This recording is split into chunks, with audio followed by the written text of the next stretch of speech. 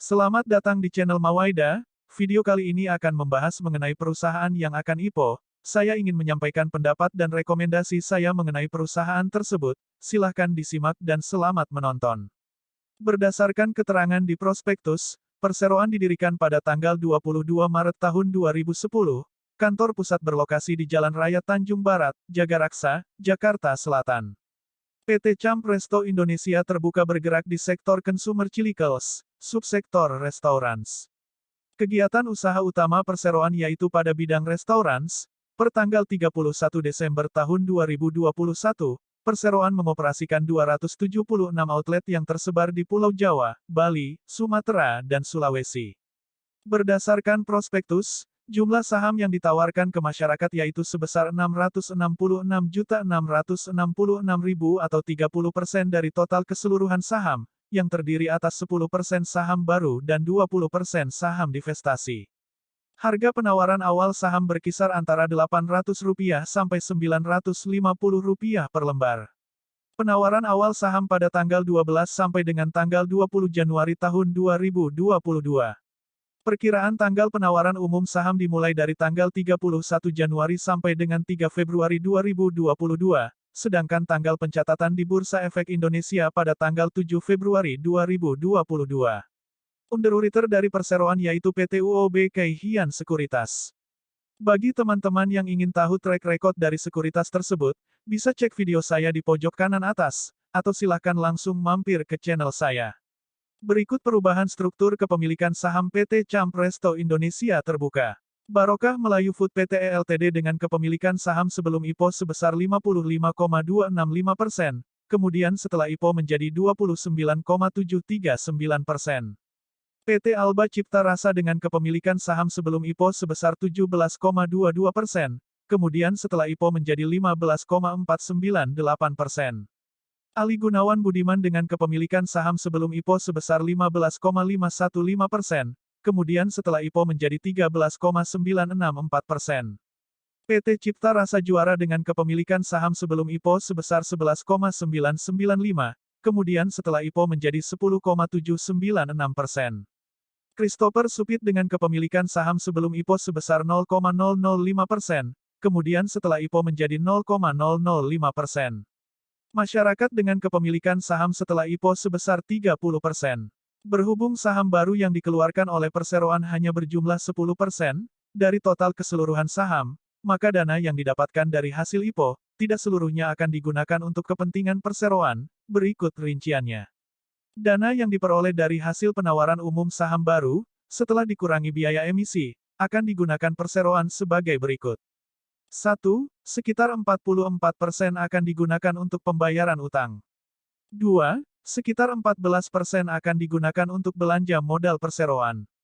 3. Dan sisanya akan digunakan untuk modal kerja perseroan.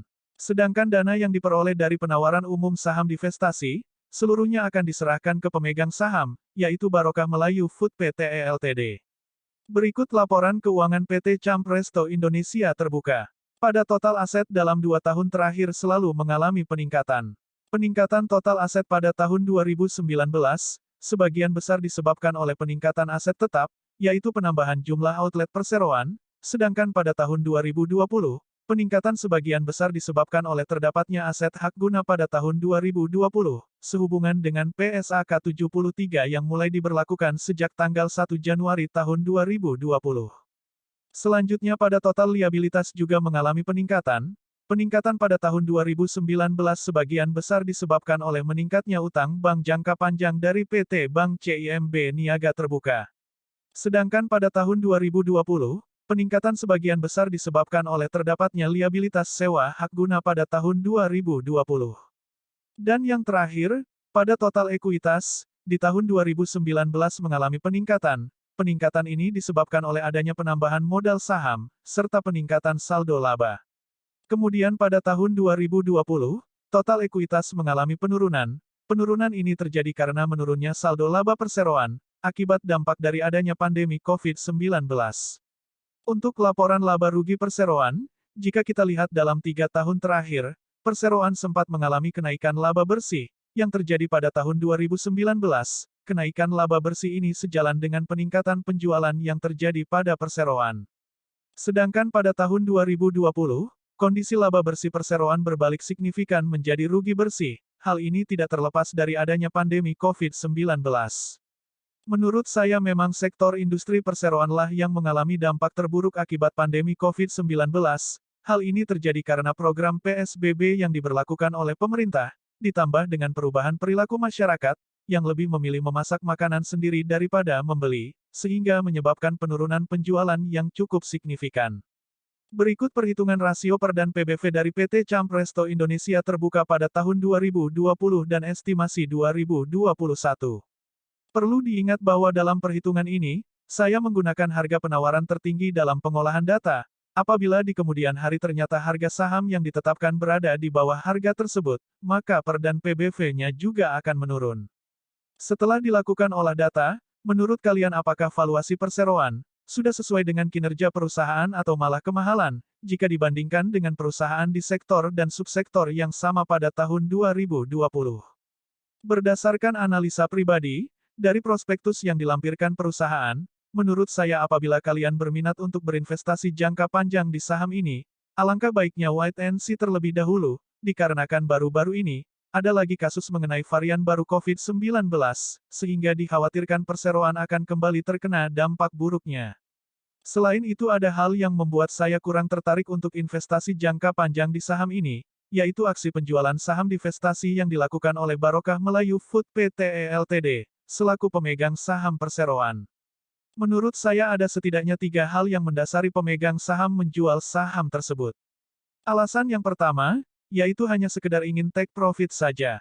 Bayangkan saja, modal yang dikeluarkan oleh Barokah Melayu Food yaitu sebesar Rp4.444.440.000, dan apabila harga IPO yang nanti ditetapkan yaitu di harga tertinggi, maka Barokah Melayu Food akan memperoleh dana sebesar Rp422.221.800.000. Keuntungan yang fantastis yang diperoleh dari investasi jangka panjang. Lalu alasan yang kedua, yaitu untuk menjaga valuasi dari perseroan agar tidak terlalu mahal. Simpelnya, jika perseroan ingin tetap menerbitkan saham baru, maka hal tersebut akan menambah jumlah saham perseroan, dan jika jumlah saham perseroan bertambah banyak, maka per dan PBV perseroan akan terlihat mahal. Tentu valuasi yang mahal, bukanlah sesuatu yang menarik bagi investor. Dan alasan yang terakhir, yaitu Barokah Melayu Food Pte Ltd selaku pemegang saham perseroan, sudah tidak percaya lagi terhadap kinerja perseroan ke depannya. Logikanya, jika kita memiliki suatu saham perusahaan, dan kita sudah tidak percaya lagi bahwa perusahaan tersebut ke depannya akan berkembang, tentu kita akan menjualnya selagi masih ada orang yang mau membelinya. Beda halnya jika kita yakin bahwa perusahaan tersebut masih bisa berkembang ke depannya, dan mampu memberikan kita dividen secara rutin, tentu kita tidak akan rela menjualnya. Sedangkan bagi kalian yang hanya berminat untuk berinvestasi jangka pendek atau hanya sekedar memanfaatkan momentum IPO, menurut saya saham ini kurang menarik. Akan tetapi terkadang yang tidak menarik bagi retail, itu menarik bagi bandar, silahkan kalian berspekulasi sesukanya. Alasan saya kenapa mengatakan saham ini kurang menarik yaitu, yang pertama, jika kita lihat penggunaan dana hasil IPO, sebanyak 2/3-nya akan diserahkan ke Barokah Melayu Food selaku pemegang saham, dan hanya 1/3-nya saja yang digunakan untuk kepentingan perseroan, dan itu pun hampir setengahnya digunakan untuk pelunasan utang perseroan ke Bank CIMB dan beberapa pemegang saham. Lalu alasan yang kedua, menurut saya momen listing perseroan kurang tepat. Industri yang dijalankan perseroan merupakan salah satu industri yang terkena dampak buruk akibat pandemi COVID-19, sehingga, jangankan untuk berkembang, untuk kembali ke kondisi normal pun belum bisa dicapai, dan menyebabkan IPO yang dilakukan perseroan terkesan hanya untuk kepentingan pemegang saham, ketimbang untuk pengembangan usaha. Dan alasan yang terakhir, menurut saya harga yang ditetapkan untuk penawaran umum, cukup tergolong mahal untuk perusahaan yang masih dalam kondisi merugi. Mungkin ini saja yang dapat saya sampaikan. Terima kasih telah menonton. Apabila ada pendapat yang berbeda silahkan dikomentari. Entah kalian trader atau investor, yang paling penting yaitu cuan. Nantikan video saya selanjutnya.